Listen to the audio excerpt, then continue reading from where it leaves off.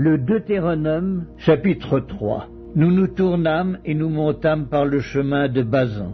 Og, roi de Basan, sortit à notre rencontre avec tout son peuple pour nous combattre à Édréi. L'Éternel me dit, ne le crains point, car je le livre entre tes mains, lui et tout son peuple et son pays. Tu le traiteras comme tu as traité Sion, roi des Amoréens, qui habitait à Hesbon. Et l'Éternel notre Dieu livra encore entre nos mains Og, roi de Basan, avec tout son peuple. Nous le battîmes sans laisser échapper aucun de ses gens. Nous prîmes alors toutes ces villes, et il n'y en eut pas une qui ne tombât en notre pouvoir. 60 villes, toute la contrée d'Argob, le royaume d'Og en Basan. Toutes ces villes étaient fortifiées avec de hautes murailles, des portes et des barres. Il y avait aussi des villes sans murailles en très grand nombre. Nous les dévouâmes par interdit, comme nous l'avions fait à Sion, roi de Hesbon. Nous dévouâmes toutes les villes par interdit, hommes, femmes et petits-enfants. Mais nous pillâmes pour nous tout le bétail et le butin des villes. C'est ainsi que dans ce temps-là, nous conquîmes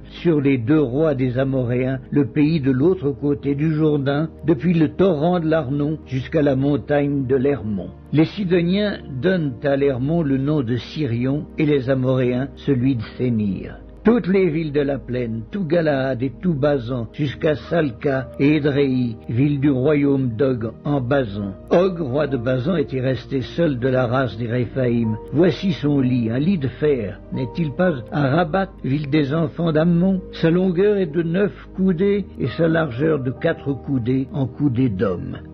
Nous prîmes alors possession de ce pays. Je donnai aux Rubénites et aux Gadites le territoire à partir d'Aroër sur le torrent de l'Arnon et la moitié de la montagne de Galaad avec ses villes. Je donnai à la moitié de la tribu des Manassés le reste de Galaad et tout le royaume d'Og en Basan. Toute la contrée d'Argob avec tout Basan, c'est ce qu'on appelait le pays des Réphaïm. Jaïr, fils de Manassé, prit toute la contrée d'Argob jusqu'à la frontière des Guéshuriens et des Maacathiens, et il donna son nom au bourg de Basan, appelé encore aujourd'hui bourg de Jaïr. Je donnai Galaad à Makir. Aux Rubénites et aux Gadites, je donnai une partie de Galaad jusqu'au torrent de l'Arnon, dont le milieu sert de limite, et jusqu'au torrent de Jabok, frontière des enfants d'Ammon. Je leur donnai encore la plaine, limitée par le Jourdain, depuis Kinnéreth jusqu'à la mer, de la plaine, la mer Salée, au pied du Pisga vers l'Orient. En ce temps-là, je vous donnai cet ordre. L'Éternel, votre Dieu, vous livre ce pays pour que vous le possédiez. Vous tous, soldats, vous marcherez en armes devant les enfants d'Israël.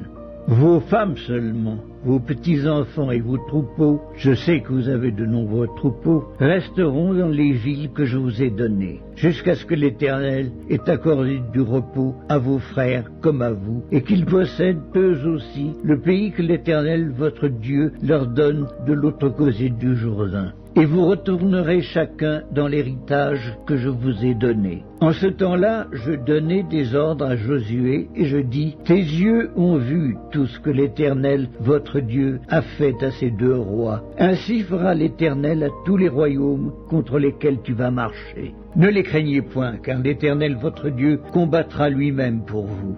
En ce temps-là, j'implorai la miséricorde de l'Éternel en disant, Seigneur éternel, tu as commencé à montrer à ton serviteur ta grandeur et ta main puissante. Car quel Dieu y a-t-il au ciel et sur la terre qui puisse imiter tes œuvres et tes hauts faits? Laisse-moi passer, je te prie. Laisse-moi voir ce bon pays de l'autre côté du Jourdain, ces belles montagnes et le Liban. Mais l'Éternel s'irrita contre moi à cause de vous, et il ne m'écouta point. L'Éternel me dit, c'est assez, ne me parle plus de cette affaire. Monte au sommet du Pisga, porte tes regards à l'Occident, au nord, au midi et à l'Orient, et contemple de tes yeux, car tu ne passeras pas ce Jourdain. Donne des ordres à Josué, fortifie-le et affermis-le, car c'est lui qui marchera devant ce peuple et qui le mettra en possession du pays que tu verras. Nous demeurâmes dans la vallée vis-à-vis de Beth-Péor.